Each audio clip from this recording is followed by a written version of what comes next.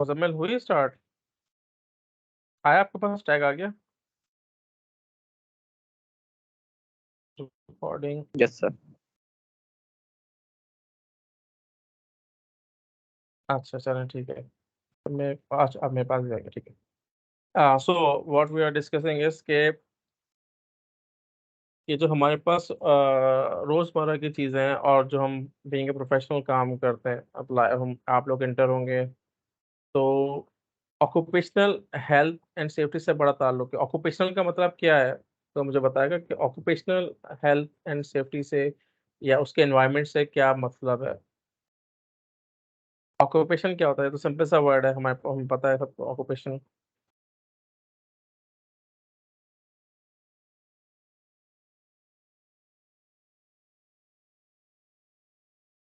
चलें, कोई इंटरेस्ट नहीं ले रहा तो इसका मतलब ये कि हेलो। जी सर। जी। Hello sir. ऑक्यूपेशनल ऑक्यूपेशन तो यही होता है ना, जो बंदा काम कर रहा होता है, मतलब यानी जो उसका प्रोफेशन होता है, या जिसकी वजह से वो अपनी क्या बोलते हैं अर्निंग वगैरह कर रहा होता है, वो उसका ऑक्यूपेशन होता है। तो ठीक है। उसके अपने अपने काम के हिसाब से जो हेल्थ एंड सेफ्टी वगैरह, जो ऑक्यूपेशन हेल्थ एंड सेफ्टी होगी उसकी अपनी काम के हिसाब से। जैसे कोई इंजीनियर है तो उसकी इंजीनियरिंग लेवल पे, या कोई सिविल इंजीनियर है तो उसके अलग ऑक्यूपेशनल हेल्थ एंड सेफ्टी के प्रोटोकॉल होंगे। पेट्रोलियम इंजीनियर उसके अलग होंगे, ऐसे मैकेनिकल है उसके अलग होंगे। तो ये इस तरह से ऑक्यूपेशनल हेल्थ एंड सेफ्टी, बिल्कुल, ऑक्यूपेशन वाइज काफ़ी बेसिकली। बिल्कुल काफ़ी हद तक सही है। ऑक्यूपेशन के अकॉर्डिंग टू हमारे पास जो उसके वर्किंग एनवायरनमेंट के हिसाब से जो हम रूल्स एंड रेगुलेशन फॉलो करते हैं। अच्छा, सॉरी। अच्छा, अम, एक जो है ना बात कर लेते हैं कि हमारे पास basically there are 3 main reasons why an organisation has to manage health and safety. ठीक है? हमारे पास बेसिकली 3 मेन रीज़न हैं जिसकी वजह से कोई भी ऑर्गनाइज़ेशन जो है वो क्या करती है, मैनेज करती है हेल्थ एंड सेफ्टी को। The first one is the moral value, ठीक है? उसके बाद आता है लीगल और the last one is the financial, ठीक है? तो जो रीज़न है बेसिकली मोरल रीज़न क्या है किसी भी कंपनी को या ऑर्गनाइज़ेशन को सेफ्टी फ़ॉलो करने का, वो ये है कि it's a moral duty that one person has to another. ये हम बेसिकली मोरली एक-दूसरे पे डिपेंडेंट हैं। वो क्या है कि मैनी पीपल्स आर इंजर्ड हो जाते हैं, उनके एक्सीडेंट हो जाता है और वो सिक हो जाते हैं या फिर वो इन दी मेजर एक्सीडेंट में वो खुदा न खास्ता उनकी डेथ हो जाती है। तो क्या होता है कि this harm is morally unacceptable, and society as a whole demands that people are safe while at work. तो ये एक हमारी सोसाइटी बेसिकली है कि मतलब हम रिस्क फ्री एनवायरनमेंट में काम करना चाहते हैं। ज़ाहिर-सी बात है, आप कोई ये तो नहीं चाहता कि खुदा न खास्ता आप जाएँ काम के सिलसिले में और वहाँ पे अगर अनसेफ प्रैक्टिसेज़ हैं तो उसमें इंजर्ड हो जाए या सिक हो जाए बंदा, तो एक-दूसरे पे हमारी क्या है, एक सोसाइटल के हिसाब से एक मोरल हमारे पास वो है ऑब्लिगेशन है कि हम जहाँ भी जा रहे हैं काम करने के लिए, वहाँ पे हमें proper sitting arrangement, proper hygiene हो, प्रॉपर आपके पास फैसिलिटीज़ अवेलेबल हैं। उसमें काफ़ी सारी चीज़ें आ जाती हैं और सेफ प्रैक्टिसेज़ हों वर्क कोई भी काम करने की। और दूसरा क्या है, जो one another reason is financial. The financial reason relates to the fact that accidents and ill health cost money. Basically इसका ताल्लुक ये है कि अगर फाइनेंशियल, ज़ाहिर-सी बात है आपको कि दूसरी ऑब्लिगेशन है ऑर्गेनाइज़ेशन पे कि अगर खुदा न खास्ता एक्सीडेंट होता है तो क्या होता है उसमें किसी की एक्सीडेंट के दौरान और अगर उसकी तबीयत ख़राब होती है या कोई इंजर्ड हो जाता है, तो वो उसको लिए जो है वो इट कॉस्ट मनी जो है, यानी कि उसका पैसे का ज़ाया होता है। When an accident occurs, there will be a direct or indirect cost as a result of the event. Some of these losses can be insured और काफ़ी सारे जो है वो लॉसेस जो है वो अनइंश्योर्ड होते हैं, जैसे कि हमने कल डिस्कस किया था। वो क्या रीज़न है बेसिकली, जो मोरल रीज़न है इसमें के एक सर्वे की रिपोर्ट है बेसिकली जो अम, हमारे पास जो वर्ल्ड वाइड ऑर्गेनाइज़ेशन है, उसमें आती है जो कि रूल्स एंड रेगुलेशन को फ़ॉलो करवाती है दुनिया में, वो है इंटरनेशनल लेबर ऑर्गेनाइज़ेशन, आईएलओ कहलाती है। उसको कहते हैं, वो उसका जो है वो बेसिकली क्या करते हैं, वो फिगर्स कलेक्ट करते हैं पूरी दुनिया से कि कितने लोगों के एक्सीडेंट्स हुए हैं, कितने इंजरीज हुई हैं, माइनर हुई हैं, मेजर हुई हैं, या कितनी डेथ्स हुई हैं। तो उनका एक स्टैटिस्टिक्स वो in the end of the year वो जो है वो जनरेट करते हैं। तो उनका जो कहना है कि दुनिया में जो है वो 3.5 लाख हर साल, तकरीबन 3.5 लाख बंदे जो हैं वो मारे जाते हैं, उनकी डेथ हो जाती है वर्क रिलेटेड जो भी काम है उसमें। और इसी तरीके से जो ऑक्यूपेशनल एक्सीडेंट है वो भी बहुत सारी तादाद में होते हैं। तो वो जो है there are over 270 million occupational accident and 160 million occupational diseases recorded each year. यानी कि आपको वो बता रहे हैं कि 270 मिलियन जो है वो एक्सीडेंट रिपोर्ट होते हैं, और 160 मिलियन ऑक्यूपेशनल डिजीजेस जो हैं वो रिकॉर्ड होती हैं कि वर्क रिलेटेड किसी का कोई इंजर्ड हो गया, कोई काम करने काबिल नहीं रहा, कोई किसी ने गैस लीकेज हो गई तो वो उससे जो है प्रॉब्लम क्रिएट हो गई। तो ये जो है कुछ डेटा है जिसकी वजह से जो है वो हमें पता चलता है कि रिलेटेड वर्क जो सेफ्टी है वो कितनी ज़रूरी है, सेफ्टी और एनवायरनमेंट कितना ज़रूरी है। When the health and safety is not managed properly, people can get killed or injured, and they that have a massive impact not only on them but also their dependents। ज़ाहिर सी बात है, अगर कोई खुदा न खास्ता हेल्थ एंड सेफ्टी अगर कोई भी कंपनी फॉलो नहीं कर रही होगी तो उसका रिजल्ट क्या होगा कि एक तो उसका अपना जो पर्सन है वो इफेक्ट है डायरेक्टली, और उसके जो डिपेंडेंट्स हैं वो भी जो है वो इफेक्ट होंगे, जैसे फैमिलीज हैं, फ्रेंड्स एंड कोलीग्स हैं। और ये जो है मॉरली जो है वो अनएक्सेप्टेबल है। तो एम्प्लॉयर्स कंट्रोल द प्रेमिसेस, इसलिए क्या क्या करते हैं, उसका क्या मोरल ऑब्लिगेशन है कंपनीज पे, ऑर्गेनाइजेशन पे, कि वो कंट्रोल करते हैं प्रेमिसेस, अपने जो प्रेमिसेस हैं उनके equipments and working practices used by workers to produce the goods and services that the employer requires. तो हर ऑर्गेनाइजेशन का ये एक असूल है और इस पे ऑब्लिगेशन है उनकी कि वो जो है क्या करें, ऐसा वर्क प्लेस डिज़ाइन करें जिसकी मदद में जो है वो लोग वहाँ पे सेफ महसूस करें, और उनको कोई भी वर्क प्लेस इंसिडेंट या एक्सीडेंट अगर ना हो, कम से कम इसके चांसेस हो। Therefore have a moral responsibility to provide a safe and healthy working condition। तो ये हर कंपनी पर लागू होता है रूल्स। अच्छा जी। फाइनेंशियल रीज़न आपको पता है, फाइनेंशियल रीज़न मैंने आपको पहले भी बता दिया है, तो इसको और ज़्यादा क्लियर करने की ज़रूरत नहीं है। जैसे कि फाइनेंशियल आपको पता है कि कोई भी एक्सीडेंट अगर होगा, खुदा ना खास्ता नियर एक्सीडेंट या फैटेलिटी होगी तो उसकी मद में क्या होगा कि अम, affect the financial resources of an organization and in some cases can put an organization out of business। जैसे कि हम बात कर लेते हैं कि आपको पता है कि जो डीप होराइज़न जो फ़िल्म है, जो मतलब एक ट्रेजेडी हुई थी, ठीक है? उस पे फ़िल्म भी है। तो उसमें उसके मद में जो है BP को काफ़ी नुकसान हुआ था, क्योंकि उनको जो है वो काफ़ी यूनिट्स उन्होंने दुनिया में जो जो जैसे छोटे-छोटे यूनिट्स थे, जैसे पाकिस्तान का भी आपको पता है कि वो जो है वो वाइंड अप कर गए थे यहाँ से। उसका मेन रीज़न क्या था, जो पाकिस्तान से वो लोग वाइंड अप करके गए?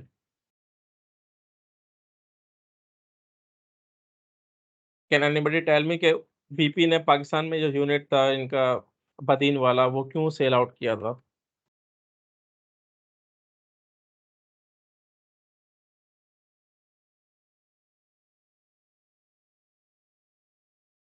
हेलो? काफी लॉस हो गया था इसलिए। सॉरी? सर इतना रेवेन्यू जनरेट नहीं हो रहा था इसलिए वजह से। रेवेन्यू जनरेट नहीं हो रहा था। देखिए और कोई रीज़न?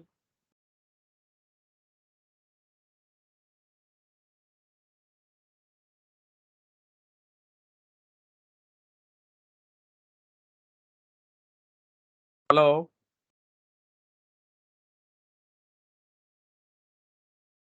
देखिए कमा तो वो रहे थे यहाँ पर भी, ठीक है, एक्सपेंड भी कर रहे थे कुछ अरसे से, कुछ उन्होंने कमाया भी है इसको लेकिन क्या मकसद था, उन्होंने क्यों बंद किया?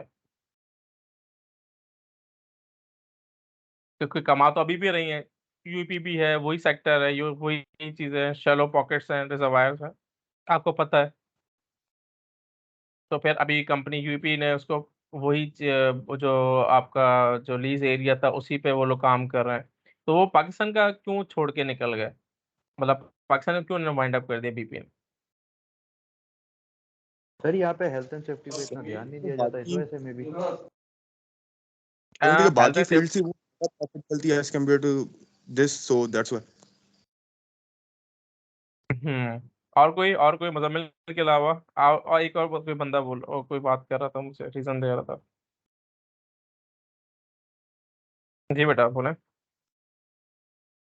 सर यही कह रहा था, मतलब यहाँ पे इतना हेल्थ एंड सेफ्टी पे इतना ध्यान नहीं दिया जाता था, मे बी इसी वजह से, या प्रोटोकॉल्स वगैरह फॉलो नहीं करते पाकिस्तानी, तो आपको पता है माशाल्लाह।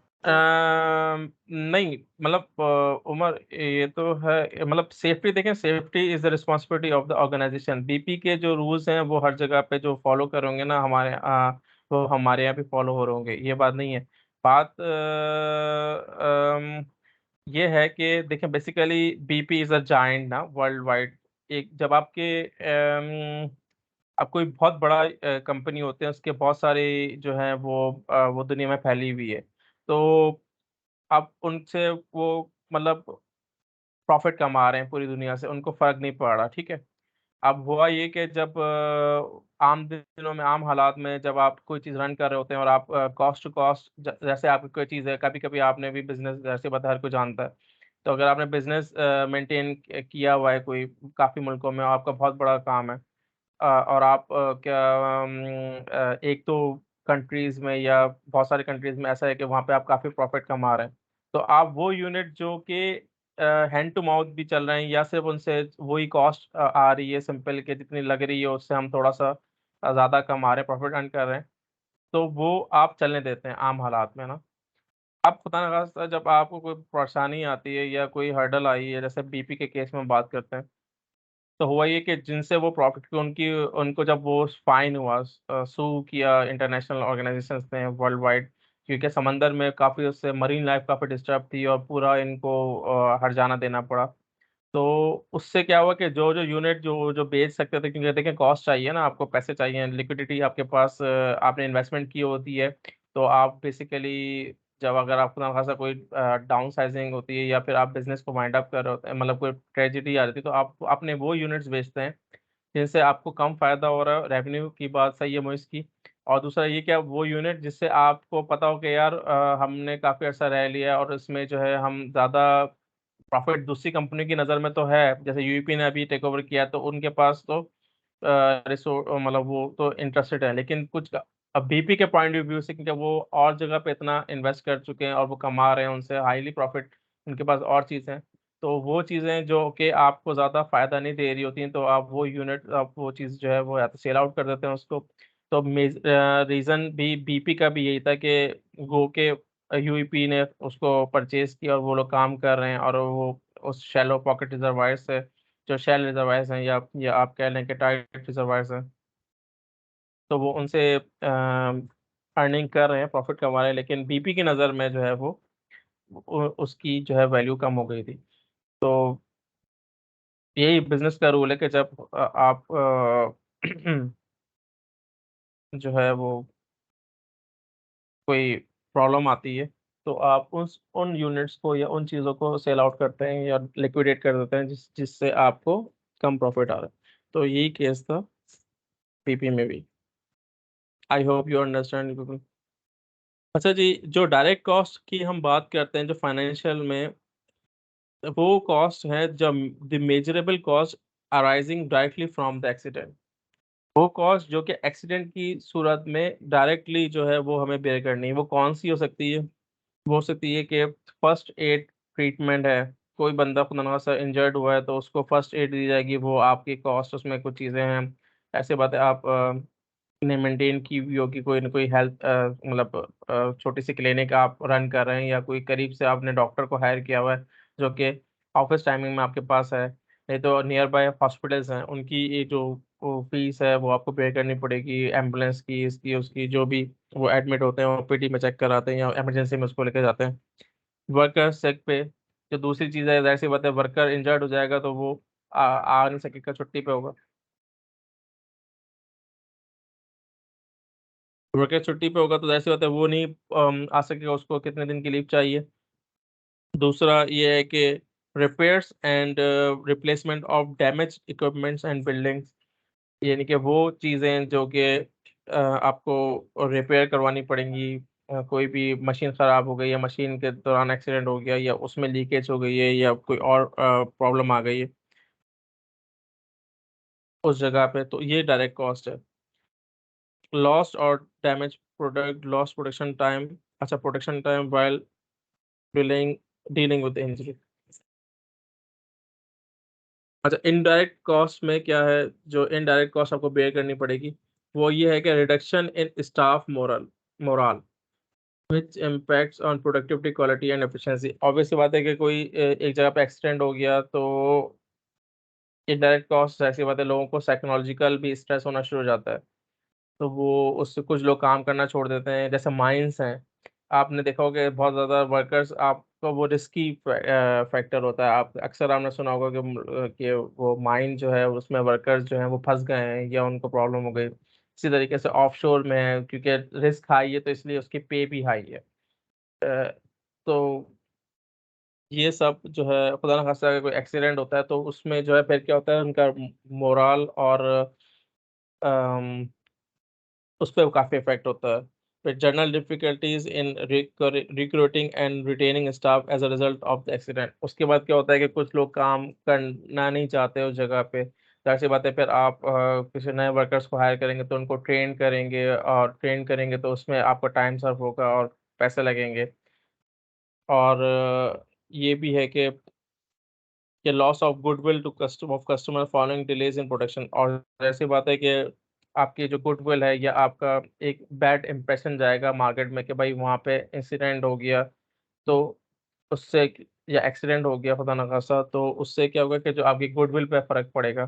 यानी कि आपकी मार्केट पोजीशन पे टारगेट होगी या हिट होगा कि या देखें यहाँ पे सेफ प्रैक्टिसेस नहीं हो रही, किसी या किसी भी की वजह से, मैनेजमेंट के इश्यूज़ की वजह से या ऑर्गेनाइज़ेशन के इश्यू की वजह से क्या हुआ कि हमें जो है वो एक्सीडेंट बेयर करना पड़ा या सेफ्टी की नेग्लिजेंस की वजह से।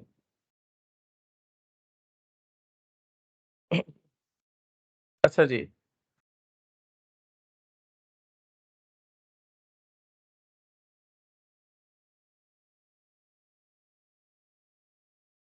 अच्छा जी। अच्छा, अब हम आते हैं स्लाइड्स पे। स्लाइड्स पे हाँ, हमने डिस्कस किया था।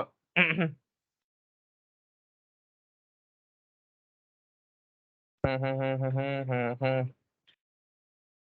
बेटा स्लाइड शो हो रही है?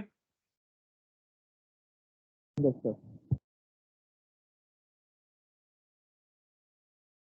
अच्छा, कल हमने टाइप्स ऑफ हैज़ार्ड्स पढ़े थे।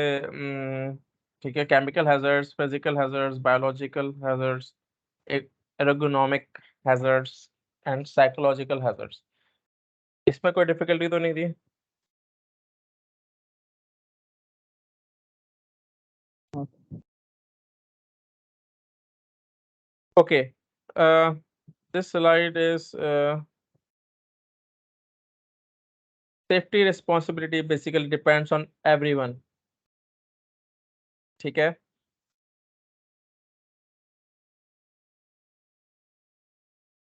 इसमें बेसिकली दिया हुआ है कि आपने पीपीज़ जो है वो पहननी है, जिसमें ग्लव्स हैं, गॉगल्स हैं, हैट्स हैं।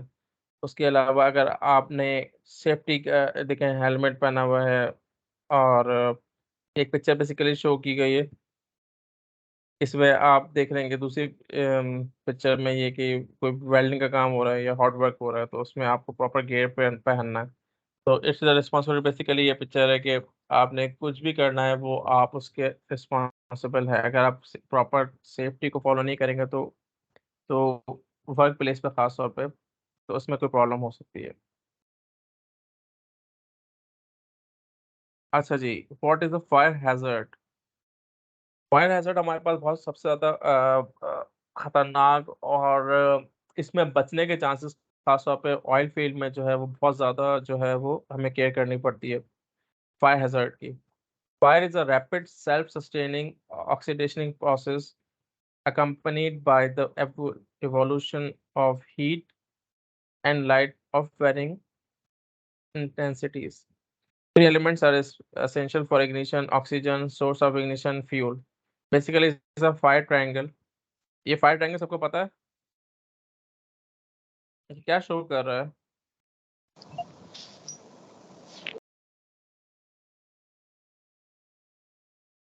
तो ये 3 एलिमेंट जब कंप्लीट हो जाए तो फिर हमारे पास फायर लगती है, मतलब इनका होना लाजमी है फायर कंप्लीट करने।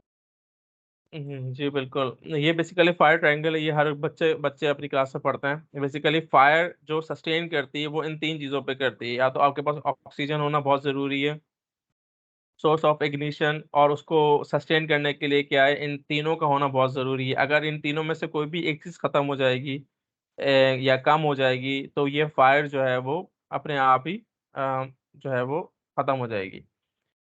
तो अगर आप कहीं पे फायर आग लगी हुई है तो आप उसमें 3 चीज़ों की मदद से फायर जो है वो सस्टेन कर रही होती है। सोर्स ऑफ इग्निशन यानी कि उसको जलने के लिए कोई चीज़ चाहिए, ठीक है? सोर्स चाहिए। ऑक्सीजन वहाँ पर एटमॉस्फेयर में है, अगर आप और ऑक्सीजन को आप वैक्यूम क्रिएट कर देंगे, ऑक्सीजन को उस जगह से गायब कर देंगे तो वो फायर जो है वो ऑटोमेटिकली फिनिश हो जाएगी। और तीसरा है फ्यूल। ये फ्यूल कोई भी हो सकता है, पेट्रोल है, गैसेस हैं डिफरेंट। तो इन तीनों चीज़ों का होना ज़रूरी है, तभी जो है वो फायर सस्टेन करती है। In case of fire, exit building before tweeting about it.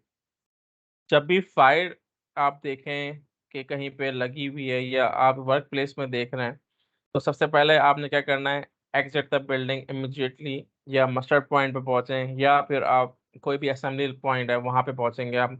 Before tutoring about it यानी कि किसी को आप बताएंगे नहीं, आप सिर्फ सबको यही है कि आप भागेंगे पहले अपने अपने आप को सेव करने के लिए, ठीक है? ये रूल वर्ल्ड वाइड है। देखें, आपको दूसरे को सर्च नहीं करना जब भी फायर का इंसिडेंट हो। तो कंपनीज में खासतौर पर ऑर्गेनाइजेशन में ये होता है कि आपको सबको ये कहा जाता है कि आप खुद बाय खुद जो है one by one automatically on your own आप उठ के आएंगे बाहर। आप किसी को बताएंगे नहीं, क्योंकि वो फिर क्या होगा, वो काम किसका है, जो वहाँ पे सेफ्टी इंजीनियर्स हैं या सेफ्टी फायर फाइटर्स हैं या जो भी बंदा है, वो सेफ्टी के बंदे जो है वो काउंटिंग भी करेंगे और वो ढूंढेंगे भी। ठीक है, ये बात समझ में आ रही है? Yes sir. एनीबॉडी जो इसको नेगेट करे या कोई और बात आपके ज़हन में हो कि जब भी फायर आप देखें, आप जो है क्या करेंगे, अपना बचाव करेंगे, आप दूसरे को छोड़ेंगे, उसको बचाने से आपका काम नहीं है। आप क्या करेंगे, खुद अपने आप को सेव करेंगे पहले। क्या ये बात ठीक है? Is this right? सर अगर वहां पे बंदे और भी मौजूद हैं तो उनको बता सकते हैं ना कि आग लगी। देखिए, वर्क प्लेस पे तो ज़ाहिर-सी बात है, आपने सबसे पहले ये करना है कि आपने खुद अपने आप को सेव करना है। उसके बाद आप दूसरों की परवाह करेंगे, क्योंकि वो आपका काम नहीं है। हाँ, आप बता सकते हैं आपके सामने जो-जो लोग हैं, लेकिन आप किसी को ढूँढने नहीं लग जाएँगे उस प्लेस पे कि यार मैं उसको जो है वो बचाऊँ, ठीक है? अपने दोस्त को, या वो कहीं और बैठा हुआ है और उसको आप बचाना जा रहे हैं, मतलब अपनी एफर्ट कर रहे हैं। सबसे पहले आपने खुद पहुँचना है उस जगह पे, मस्टर्ड पॉइंट पे, असेंबली पॉइंट पे, फिर वहाँ पे होती है काउंटिंग। वो जो सेफ्टी के जो टीम होती है, जो उनके पास प्लान होता है पूरा, उनको पता है कितने बंदे काम हैं कर रहे हैं, कितने बंदे इस वक़्त फील्ड पे मौजूद हैं, कौन कहाँ पर है, तो उन सबको आइडिया होता है। तो आपका काम है कि सब अपने आप को सेव करें और दूसरों को जो है वो खुद बचाएँगे। दूसरे जो है टीम, सेफ्टी टीम्स या सेफ्टी जो भी टीम है वो उसको हैंडल करेगी। अच्छा, आपकी क्लास में 2 लड़कियाँ हैं, 1 लड़के हैं? 1 गर्ल है?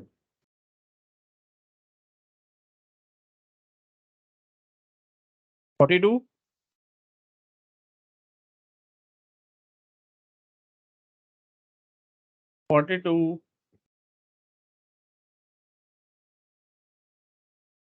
42 सो रहे हैं कि सब? Yes sir. अच्छा, आप हैं? जी जी सर। अच्छा, दैट्स गुड। आपकी क्लास में सेकंड लड़की कौन सी है? सर 41 और 03। 41 का है? Yes sir. 41, are you there? Yes sir. Are you listening? Yes sir. हम क्या डिस्कस कर रहे थे अभी? सर ये फायर से बचने के तरीके हैं जो अगर कहीं पे लग जाए। Okay, that's good. आपका नाम क्या है? यमुना नाम? सॉरी, मैं आपका नाम नहीं। आमना वफार। आमना गफ्फार, ठीक है। और एक और कौन आप बता रहे हैं? कौन सी गर्ल है आपके पास? मतलब 03। 03? Yes you sir. Yes sir. 03 बेटा, आपकी पिक्चर चेंज है, फिर मुझे शक्ल याद नहीं आई। चलो ठीक यस है, सर। ओके। जी जी, ओके, ठीक है। अम, आप थे सुबह से क्लास में? क्लास अटेंड कर रहे हैं? आपका मैंने अटेंडेंस तो मार्क की है। आप दोनों क्लासेस में थे ना last time? Yes sir. Okay, ठीक है। बिलाल का है? मिस्टर बिलाल?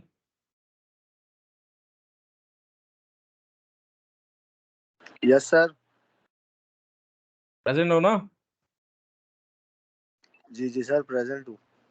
ठीक है। और दीपक का है? हमारा फेवरेट स्टूडेंट मेरा। 20। दीपक भी इधर ही होगा। दीपक, फयाज, फयाज 39।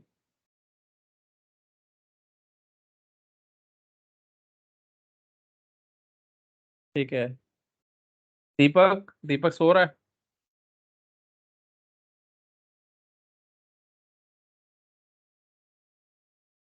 अच्छा जी, ठीक है जी। तो फायर के बारे में बात कर रहे थे। एग्जिट हम जैसे खुदा न खास्ता किसी जगह पे हम काम करें वर्क प्लेस पे, तो हम उस वक्त वहाँ पे एग्जिट करेंगे उस बिल्डिंग से। कहीं भी आप देखते हैं और आप असेंबली पॉइंट पे पहुंचेंगे। अच्छा जी, नेक्स्ट स्लाइड है हमारे पास। अच्छा जी, ये NFPA 704 सिस्टम, NFPA डायमंड, ये बेसिकली सिंपल सा ये उसकी नौइयत को बताने के लिए कि कितनी इंटेंसिटी है उसकी फायर की। तो ये एक पिक्चर है। बेसिकली हेल्थ हैजर्ड इसमें है। 0 पे नॉर्मल मटेरियल है, 1 पे स्लाइटली हैजर्ड है, सेकंड पे हैजर्डस है, थर्ड पे एक्सट्रीम डेंजर है, एंड 4 पे डेडली। जहाँ पे ये चीज़ें मौजूद होंगी, यानी कि नंबर बेसिकली आपने फॉलो करना है कि उसकी क्या नौइयत है।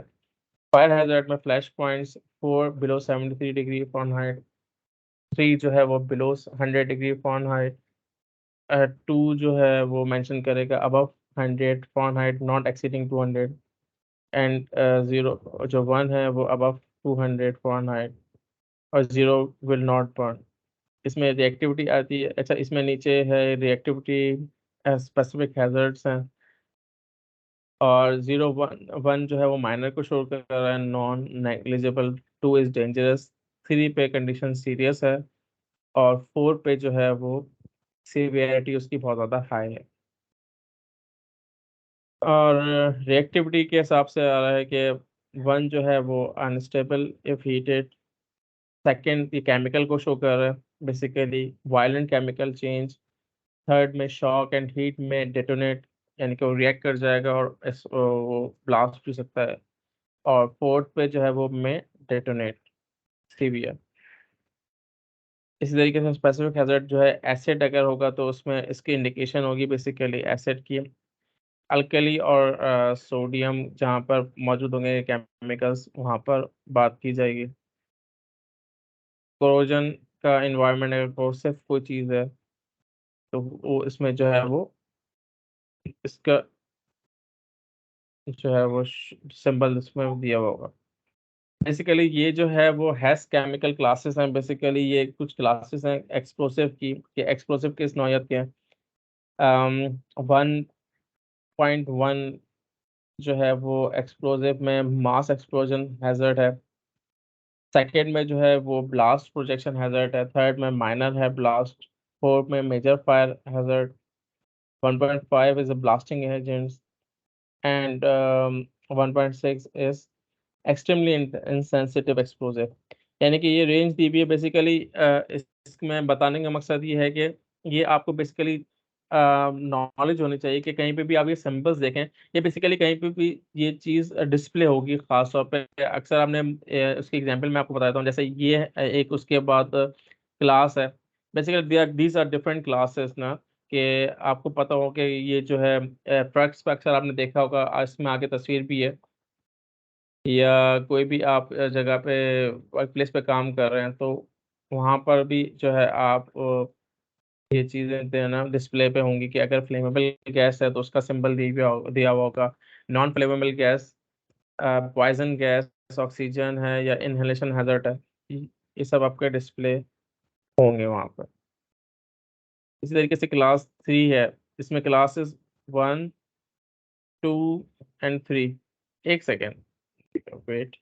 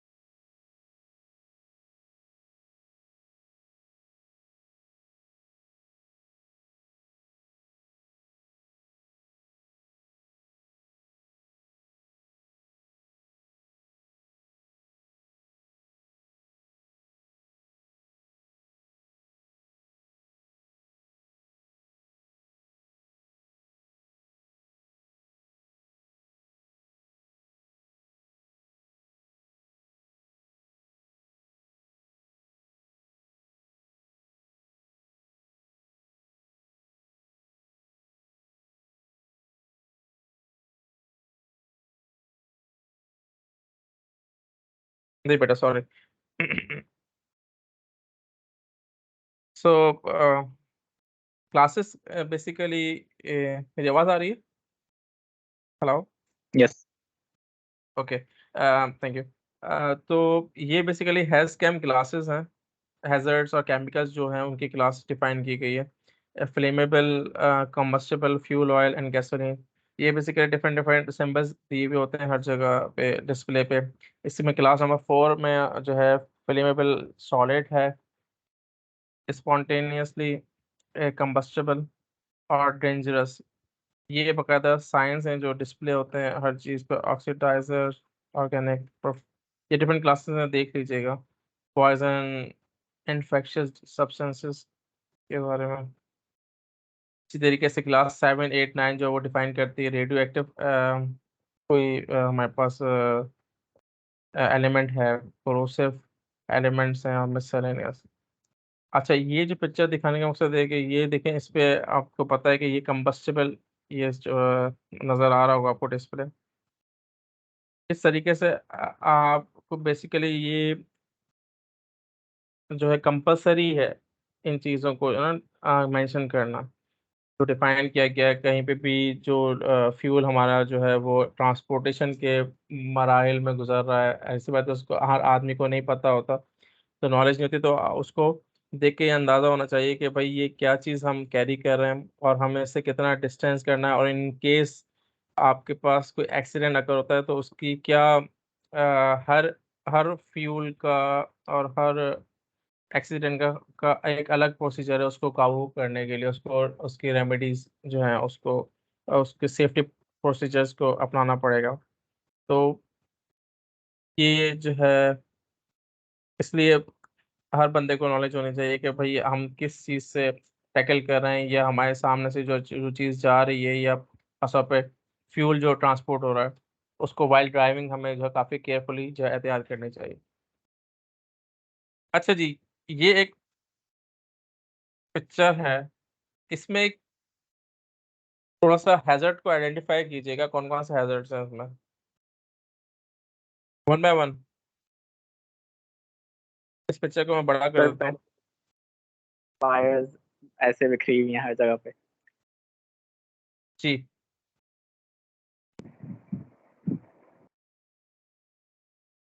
और इसमें सर बेटा का कौन जो कौन से हैजर्ड? और सर वो ग्रीन शर्ट वाला स्विच पे काम कर रहा है। हम्म रही है चेक कर नहीं रहा कर रही और है सर चाय का कप जो है वो ऊपर रखा हुआ है पीसी के पास। बिल्कुल एक ये हैजर्ड है। और शायद माइक्रोवेव के वायर्स शॉर्ट हुए हैं माइक्रोवेव के बाहर जो है वो देखें वो क्या कह रहा है, उसके वायर छिके हैं। और एक देखें जो सिंक में जो बंदी है वो क्या कर रही है?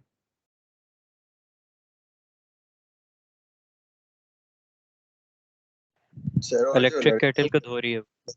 येलो टोस्टर के अंदर कुछ कर रहा है इलेक्ट्रिक केटल को तो धो रही है वो, लेकिन वो उस हैजर्ड तो देखो क्या है, वो हैजर्ड क्या है, हैजर्ड को आइडेंटिफाई करना है ना। सर वो स्विच में इलेक्ट्रोक्यूट हो कनेक्ट। सकती है। जस्ट स्विच बोर्ड इलेक्ट्रिक बिल्कुल उसके केटल स्विच बोर्ड के साथ और उसके अंदर वायर कनेक्ट हुआ हुआ है, ये हैजर्ड है ना बेटा। और सर पौधे में जो पौधे को पानी दे रही है सर, पानी नीचे जा रहा है कीबोर्ड के। बिल्कुल वो स्पिल हो रहा है और वो देखें वो उसमें इलेक्ट्रॉनिक आइटम रखा हुआ है, ठीक है। इस तरीके से जो वो बंदा है जो टोस्टर में काम कर रहा है, और जो जो हमारा उसमें आप देखें कि वायर उसका अटैच है उसके साथ सॉकेट में, और वो काम भी कैसे कर रहा है, वो नाइफ उसके अंदर उसको उसी तरीके से इंजेक्ट करने की कोशिश कर रहा है तो ब्रेड को निकालने के लिए या जो भी है। तो ये एक अनसेफ प्रैक्टिस है सारी की सारी। अच्छा फिर सबसे बड़ी बात आपने एक चीज नोट नहीं की, ये वायर्स देखे हैं आपने, जो ये वायरिंग हुई हुई है खासतौर पर कंप्यूटर की, वो कैसे इस पे कोई बंदा अटकेगा। और ये सबसे बड़ा ये भी एक हैजर्ड है कि नहीं है, वायर जिस तरह से इन्होंने वायर प्लग किए हैं सारे। सर हमारी लैब में भी बिल्कुल ऐसे ही हुए हुए हैं ना हालांकि तुम लोग हैजर्ड से बचाने आइडेंटिफाई करो ना एक्सीडेंट।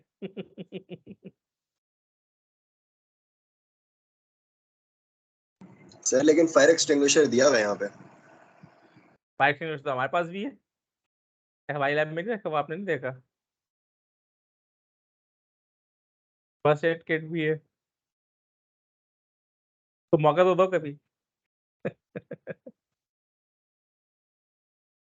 ठीक है जी, इसमें हमने काफ़ी हैजर्ड्स देखे हैं कि ये हम रोज़मर्रा के कामों में हमें जो है वो एहतियात करनी चाहिए।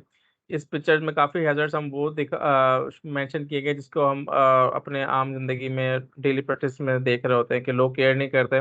ये भी एक हैजर्ड्स हैं। तो हैजर्ड्स आइडेंटिफिकेशन यही है कि बेसिकली हम कोई भी काम करते वक्त इस चीज़ का ख्याल रखें, ये कॉमन बातें हैं जो कभी कभी लोग मिस कर जाते हैं। जैसे इन लेडी को देख लें, ये जो है आप कभी भी आप इलेक्ट्रिक इक्विपमेंट्स पे काम कर रहे हो तो आपका जो प्लग जो है वो सॉकेट में नहीं इन होना चाहिए, प्लग इन नहीं होना चाहिए, उसको आप रिमूव करके काम करें। दूसरी बात ये कि दोनों ये प्रैक्टिस गलत कर रहे हैं। उसके बाद ये जो लेडी हैं जो कंप्यूटर में उस वक्त प्लांट पानी दे रही हैं पौधे तो वो बिल्कुल गलत प्रैक्टिस है। पानी देखें स्पिल हुआ हुआ है और वो कीबोर्ड में जाएगा या कहीं पे भी और कोई इलेक्ट्रॉनिक आइटम में जाएगा तो वो जाहिर सी बात है वाटर रेजिस्टेंट है कि नहीं है।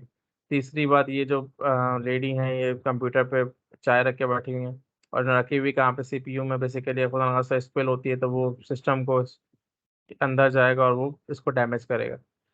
और सबसे बड़ी बात ये जो वायर्स हमारे पास खास तौर पे घरों में हम यूज़ कर रहे होते हैं, कोई हम एक्सटेंशन यूज़ कर रहे होते हैं, अक्सर हमने देखा है तो उससे जो है वो बच्चे या बूढ़े कोई जल्दी में जा रहे हैं तो वो एक एक प्योर एक हैजर्ड है।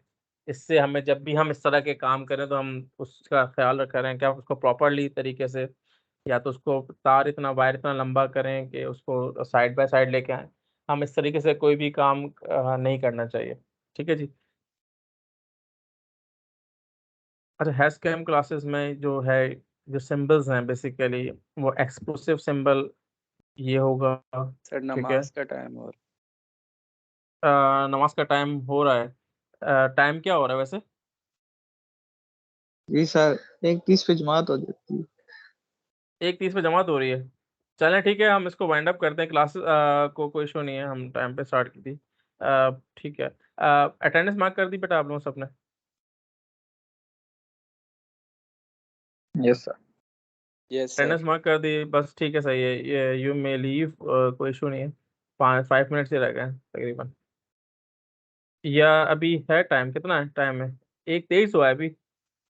चले जाए जाए, सुन्नतें पढ़ेंगे, कोई मसला नहीं है, इतना तो चलता है रमजान में। ठीक है, रिलैक्स रहें। ओके, ठीक है सर, थैंक यू। अल्लाह हाफिज़। इसको बस पढ़ लीजिएगा, जो स्लाइड्स हैं देख लीजिएगा, मैं इसको शेयर भी कर दूंगा। ठीक है, और कोई भी डिफिकल्टी हो तो फिर you can ask me. Thank you, अल्लाह हाफिज़। गो टू नमाज, सब नमाज पढ़ने जाओ, चलो मैं भी जा रहा हूँ। अल्लाह हाफिज, थैंक यू सर। अल्लाह हाफिज़।